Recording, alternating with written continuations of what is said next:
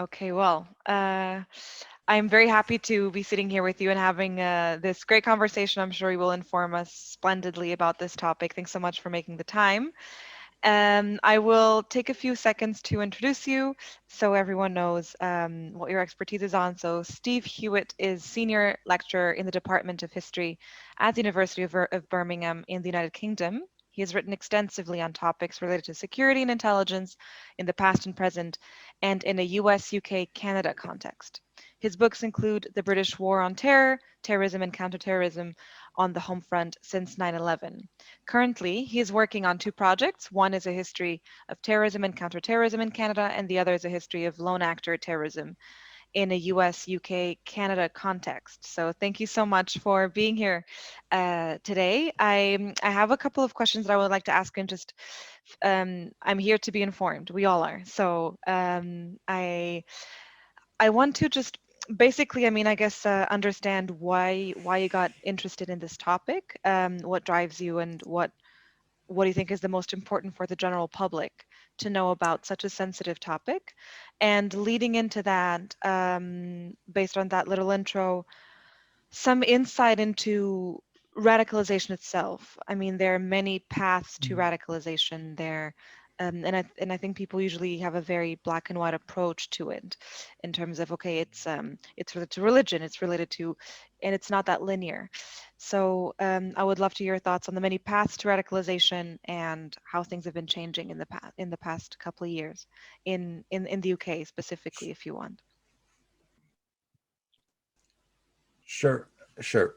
Thank you so much for asking me to do this. This is fascinating. So, in terms of my background, I mean, I'm a product of the Cold War. If people remember that, I mean, I was sort of born in the midst of the Cold War. My defining coming to age was in the '80s, where it looked like there might be a nuclear war, and so that certainly influenced my outlook. And my research then was, I was really interested in state security and pertaining to communism, to, you know, far left extremism, if we, you know, is how it would be referred to today, state surveillance, targeting of, you know, targeting of communists, but targeting of other people on the left, the use of informants, all those sorts of things, including at universities, which really interests me, because obviously universities are places where people often engage with difficult ideas, challenging ideas. And so from that, I mean, I got interested in policing, approaches of police, the sorts of methods. And I think there is, by the way, continuity between the police approach and the methods used, particularly informants, towards the far left, with the sorts of methods that have been used in terms of counterterrorism post 9/11. So I was then, did my PhD in Canada, moved to the US, spent 2 years in the US, and I happened to be in the US teaching, actually, world history when 9/11 happened. And of course, 9/11, you know, it's a cliche, but it's truth that it changed everything. And so I then, in the following year, moved to the UK, was teaching in an American and Canadian Studies department. You know, my work was relevant, I think, to the area, and I started teaching topics related to US foreign policy and terrorism. I now teach a history of terrorism at the University of Birmingham. Currently, I'm teaching a history of terrorism in the US, just started teaching it yesterday. So to me, the topic's really interesting about radicalization, because again, I think there's some relevance to when we look at the Cold War, when we talk about communists. And as you said, there isn't a single pathway.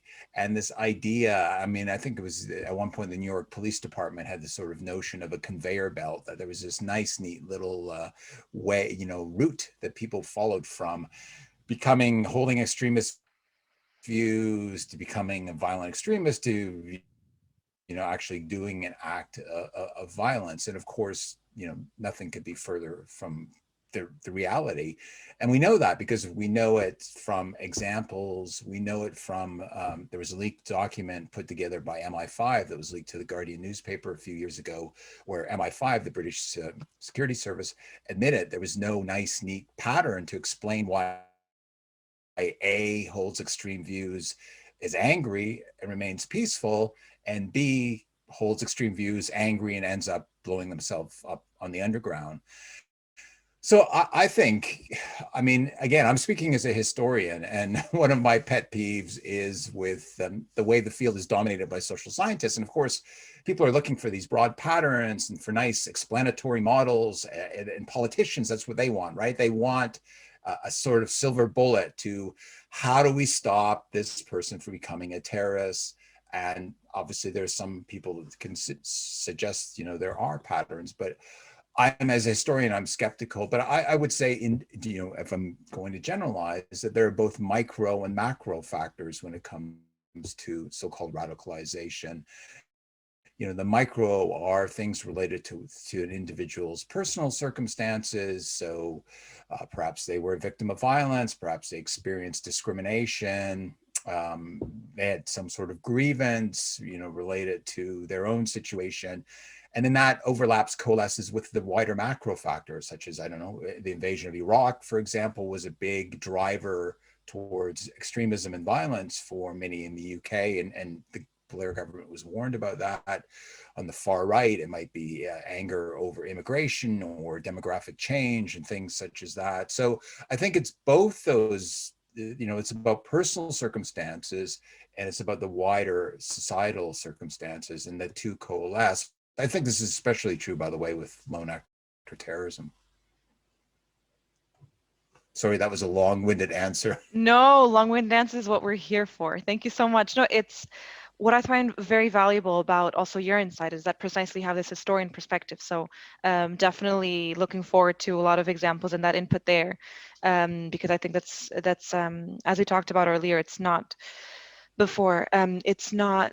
as common that this perspective, this vantage point of the historical aspect is put when approaching lone wolf attacks. So actually, I would like to touch upon that precisely. So I mean, we've been seeing reports that more and more these extremist violently mean these terrorist attacks are the perpetrators are lone wolf actors, as one calls them. So there's less and less this sort of allegiance to global movements, to jihadism. I mean, there has been this certain trend of, as you said, sometimes people have extremist views, some are peaceful, some are violent. How, if you could a bit expand on this, so why has this been changing, or how, and why, and how do you think that we can approach this? And I mean, why have we as a society in a globalized world, how come we have more lone actor terrorism? And is this societal? Is this psychological? Is this yeah, if you could delve a bit into that. Yeah, I mean, it's a fascinating topic. And first of all, I mean, lone actor terrorism, you can find examples all the way back in the 19th century with anarchists. For example, an anarchist lone actor terrorist killed the president of the United States, William McKinley, in 1901. So lone actor terrorists have been around for a long time, but I think there is clear evidence that the numbers have escalated, especially post 9/11. I think there are several reasons for this.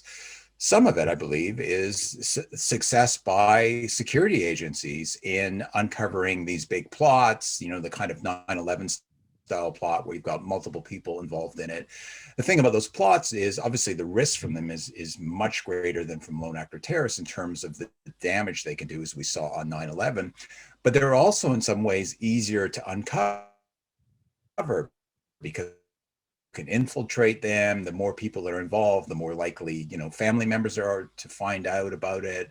So I think the fact that we're seeing more lone actor terrorism, at least in part, is because intelligence agencies, police services, et cetera, have become better at uncovering these big plots. And one of the results is you have this shift, at least by Islamists, if you call them that. I mean, I know some who don't like the term, prefer the term faith claimed.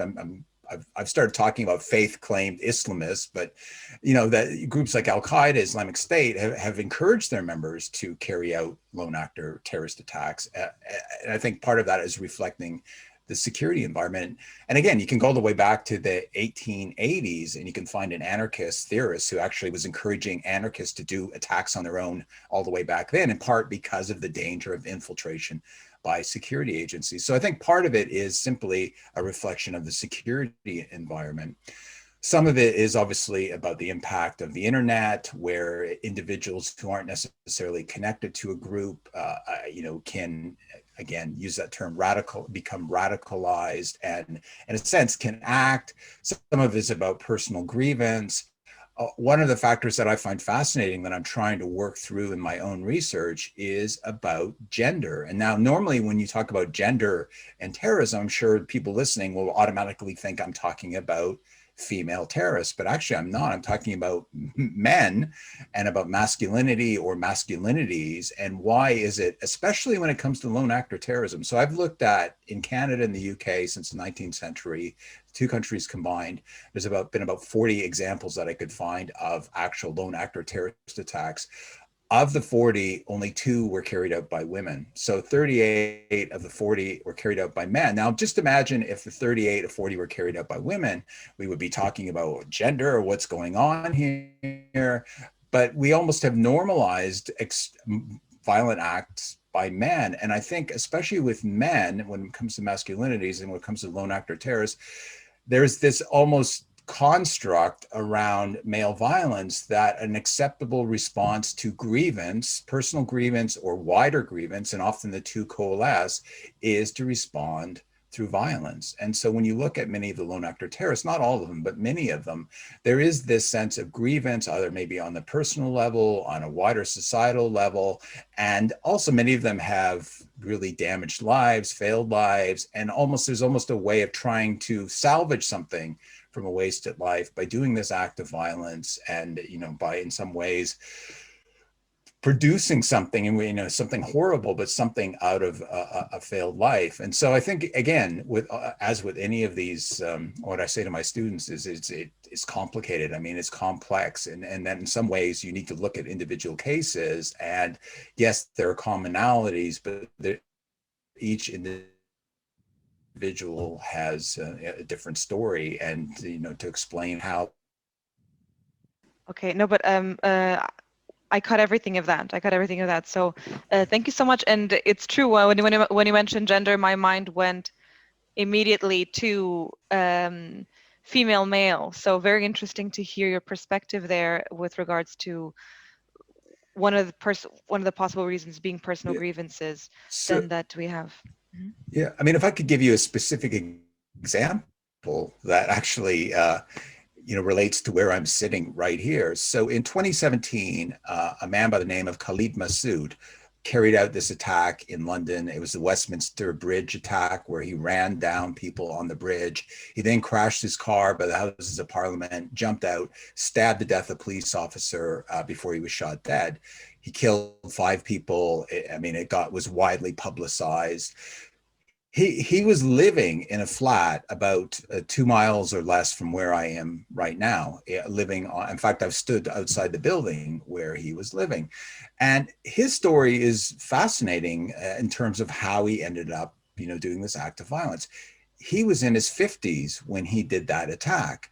He had converted to Islam in the prison, but he had a long history of violence that predated any kind of religious connection to Islam. And if you went back and looked at his youth, he was Black growing up in an almost exclusively white area, facing all kinds of racism. Some of the violence he carried out was in response to facing racism. So there was a history of violence, a history of anger. In terms of why he was living in that flat, his personal relationship had broken down. So I think there was a sense he had nothing left to lose.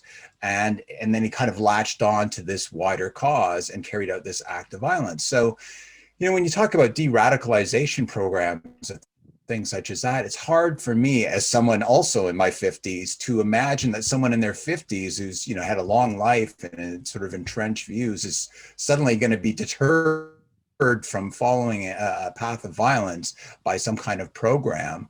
And I think that's one of the complexities around this. And again, so Masood, it's a very complex life that also is about personal circumstances that then connects where he, does this act of violence that maybe, in a sense, connect to a wider cause. Certainly important to understand why he did that act of violence in the first place. Yes, indeed. Very interesting and very also telling example. Thank you for complementing that. So on, you've actually already started to bring this up a little bit, and I would love to hear your thoughts in terms of, I mean, we have, there's a lot of talk, I mean, in the EU, all these programs, all these, um, yeah, regulations on returned foreign terrorist fighters, which they are a risk, but there's also a lot of, there's a huge already network around this risk. Do you, I would love to hear your opinion on, with this new and increasing risk of lone wolf actors, because as you've mentioned, security agencies, they're doing their job. They're able to pinpoint where big risks are, where big plots are. Lone wolf actors and plots are small.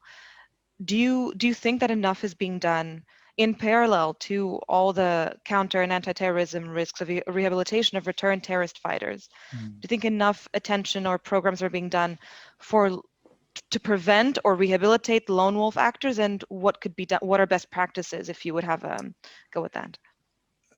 This is such, I think, a complicated question, and I think my views are equally complex in that I understand the criticism of the programs, and I share many of the criticisms. But then conversely, one of the other issues is, well, what else can you, I mean, what else? I mean, what's the alternative? And is it even a program that is problematic? Is it better than nothing at all? So, yeah, I mean, there's clearly a risk. I mean, the problems with lone actor terrorism is when it's one individual who's willing to use a kitchen knife to attack someone in the street or to use a vehicle. It's extremely difficult unless that person's already under surveillance. And even then, about a year ago, there was an attack where the individual was under surveillance and still managed to go in, buy a knife, and start stabbing people. This was in Streatham, outside of London. So if people are using everyday implements as weapons of terror and are acting, individually, it's almost impossible to stop. Now, the positive aspect is, usually, thankfully, the amount of damage, the loss of lives is generally, not always, but generally fairly small compared to a big, well-organized plot. So then the question is about, how do you prevent this in the beginning? And the UK, I think, was at the forefront of this. I mean, so the UK has a program called Prevent, which was given birth in 2003 as part of some wider strategy called Contest. And it really took off after the London bombings of 2005. And this is an effort effectively to stop people from becoming terrorists in the first place through through de-radicalization. So for instance, it could involve mentoring for someone, if they're holding extreme views, if they're confused, maybe they have a misguided notion of religion, and they get to meet with a religious scholar who talks them through their beliefs and things such as that.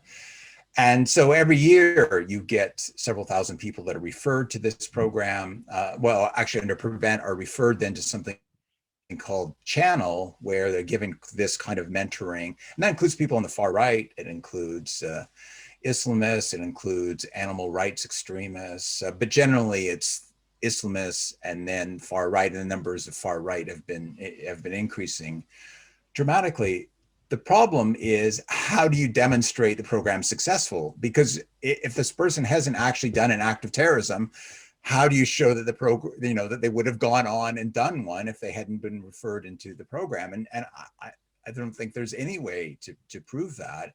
So in terms of showing the results, it's really hard to show that this has made a difference. And there have been a few cases of people referred to Prevent who then went on to do acts of violence. And of course, there were these attacks by people who have been in prison and then released. And I think that's one area where obviously more work needs to be done. But if you're dealing with adults, it's really hard to force people to change. I mean, I think maybe the program arguably would have more success with young people, and young people do get referred to the program. But then again, is controversy in the UK. You have children, so there was just a story just the other day of a 4-year-old had been referred to Prevent because he was talking about the game Fortnite, and someone picked up on it in a school, and then he was referred to Prevent. And as I think it was the parents said, if this child had been white and not Muslim, there's no way they would have been referred to prevent. So that it then creates a sense of targeting of Muslims. And that then obviously could potentially be counterproductive in that it leads to alienation. It plays into the kind of narrative that extremists are pushing, which is, that this country hates Muslims, that Muslims don't belong. And so you end up having a de-radicalization program that potentially contributes to radicalization. So all of this is to say, I don't think there is an easy answer to this.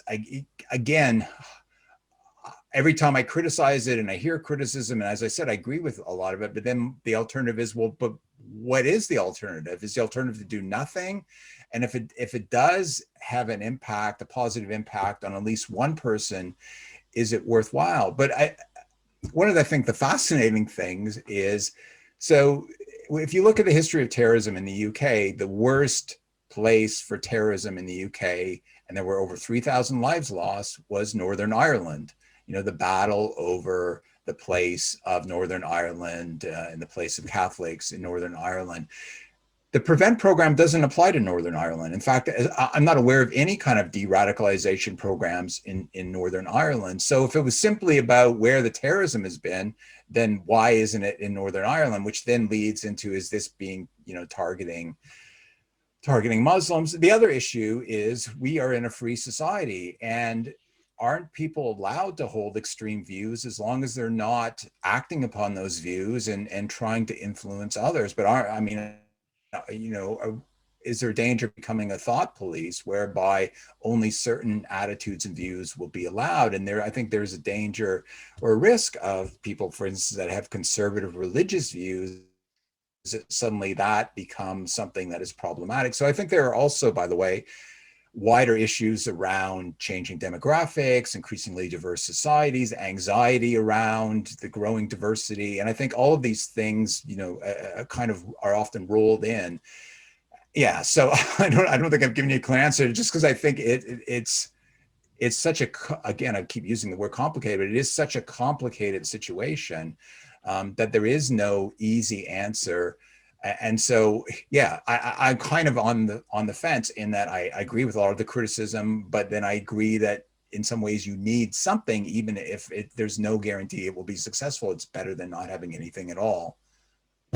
Yeah.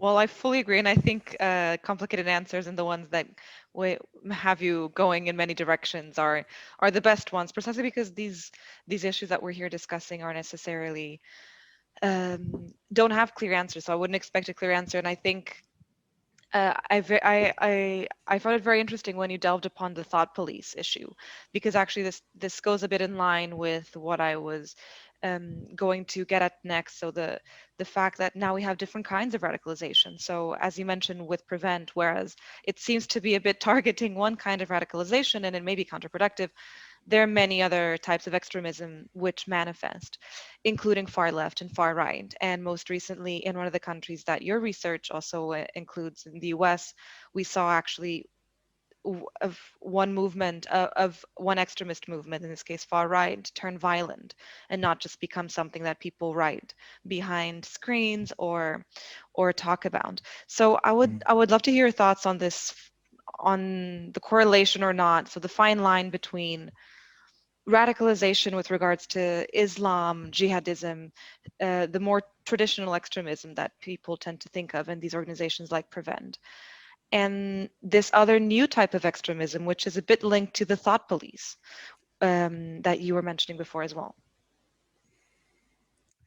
Yeah, so the UK has had this commission on extremism, and again, people have always had extreme views, and I mentioned the Cold War at the beginning, and going back to how some political views like communism was outside the pale and people were targeted, even if they, genuinely held those beliefs and just believed in a better society. So this is, I think, one reason why I'm sensitive about this issue, because to me, it should be about extremism that will clearly lead to violence, not extremism that simply is about people who have attitudes that I don't like, you don't like, that others don't like. And again, I think often it's better to engage in a sense than to simply kind of push these people. And I think the more you sort of go after the views in a sense, often it then reinforces the views. So again, you have to be the U.S. situation, and I know this. There's others that are concerned about this when it comes to the far right, is that some of these views have been effectively mainstreamed, by, for instance, President Trump and others. And I think that's why it's going to be very difficult, who've been told these are legitimate, the election was stolen, that sort of rhetoric, but who also have access then to semi-automatic weapons and ammunition and have military training in some cases.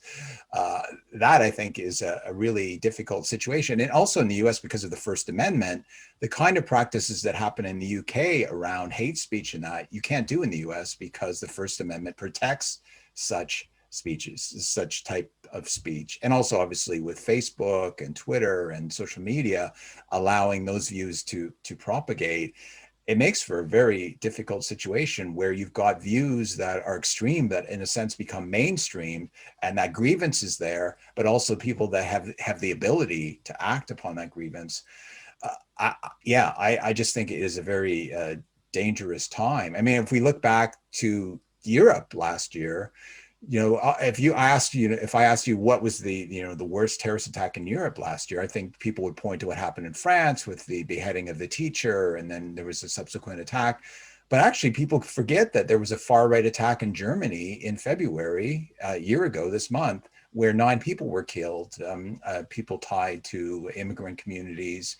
So, we've seen the far right violence. We've seen it in Norway. We've seen it in Germany. We've seen it in the US, we've seen it in Canada, we've seen it obviously in New Zealand, all of these attacks, lone actor attacks, often involving firearms, often involving high casualty attacks. There have been multiple attacks in the US. So, there's all this talk about waves of terrorism and Rappaport's 4 waves. And, are we now in the 5th wave, which is sort of this far right, who knows, but it is, I think, a dangerous time, especially given we're living in a global pandemic at the same time. Right. Yes. And how should we, I don't want to delve back into the complicated question before, but just to trickle more a bit on that, how in parallel or matched with the rehabilitation programs, which of course it's very difficult to know their success rate and even their nature in a way and what they're aiming at or who they're aiming at, as you mentioned, which is very important to note. In terms of social reintegration, I mean, how do you see, for example, my country, Portugal, we have yet, thankfully, to have suffered any kind of attack such as the ones you mentioned worldwide. In many countries, unfortunately, far right or Islamist terrorism. How should the EU, for example, or how should the UK tackle this social integration issues, not just prevent and these monitoring programs and mentoring programs, but actual social integration? How does one tackle this? It's a really interesting question, and I think it's about economic inequality. It is about wider social issues. I remember having years ago a conversation with a police officer who was involved in Prevent, where a lot of what they were doing was social work, which the police aren't well equipped to do. And it was also about where we've seen resources shrinking for state agencies, and then you have law enforcement in a sense filling that space because their budgets are more constant. I think there's a number of different aspects to this. I mean, there is obviously concern about a lack of integration by some communities, but for instance, in the UK, one of the communities that's not well integrated are white working class communities, but that's never sort of problematized in the same way that if it's a non-white immigrant community, the way that's problematized. And some of the lack of integration is also about the wider hostility from the so-called mainstream community, as in the more racism and hostility towards a group that's different, the less likely they are to integrate. And so it's a two-way street. It's not just about a group not willing to integrate. It's also about and this is why I said to you earlier that I think some of the security anxiety is about wider anxiety around growing diversity in a number of Western countries. And I think the danger is when, I mean, and I'm not saying this isn't an issue and that we shouldn't talk about it, but I think when that's conflated with security, I think that is problematic and potentially dangerous. So it's about educational system. It's about ensuring that, you know, discrimination is reduced as much as possible.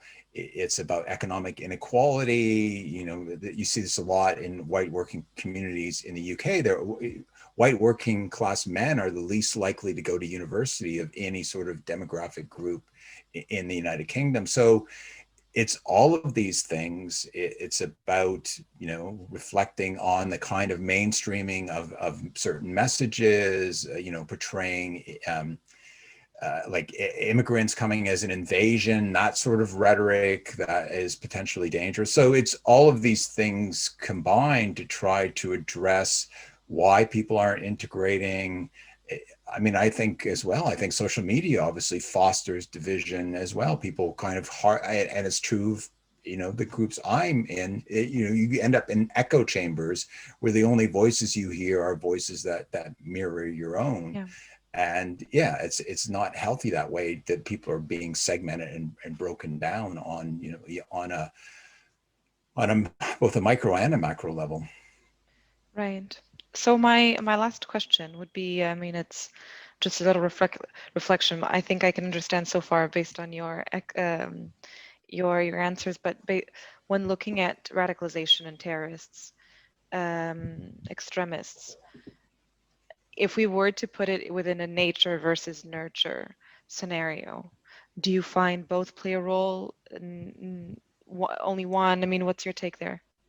Yeah, no, I think it would definitely, to me, would be about nurture, that the way that, and as you know, it's about, because terrorists tend to be men, it's about social constructs around masculinity and masculinities, and the way that, you know, men, that violence becomes this sort of acceptable response to any slight or grievance. It's about discrimination. You know, no one wants to talk anymore about Western foreign policy and how that, you know, invading Iraq, for instance, in 2005, in 2003, in Britain, the Joint Intelligence Committee warned the Blair government that if you invade Iraq, it's going to increase the chances of terrorist attacks in the UK. And then, you know, 2 years later, we had 7/7, and there was a survey done in 2004 that was then leaked to the media called Young Muslims and Extremism, a Home Office, Foreign Office joint survey of British Muslim attitudes. And there was a wide levels of anger over Western foreign policy and perceived double standards in terms of the way that Israel is treated versus other, you know, countries like Iraq. And so we tend to focus on these sort of you know, religion, for instance, and that's certainly part of it. But we need to talk about, but we also need to talk about other factors like foreign policy and, you know, things that generate grievances.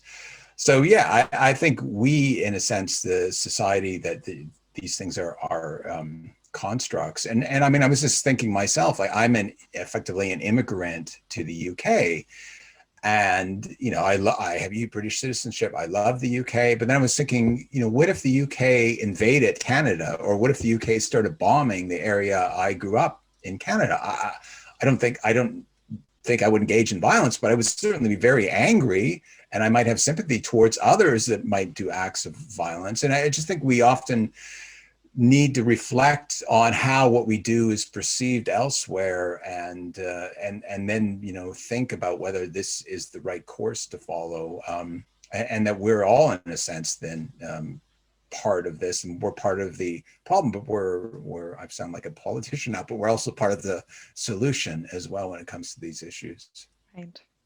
Well, thank you very much. I'm gonna leave the floor to you in case you want to still relate a couple of messages or things that you didn't get to touch upon and still want to mention or underline. No, I don't think so. I've really enjoyed this. Well, me too. I'm very happy to have chatted, and thank you so much for your insight. It was really very eye-opening, and all the examples also raised very important to also like pinpoint your the views that you shared here with us.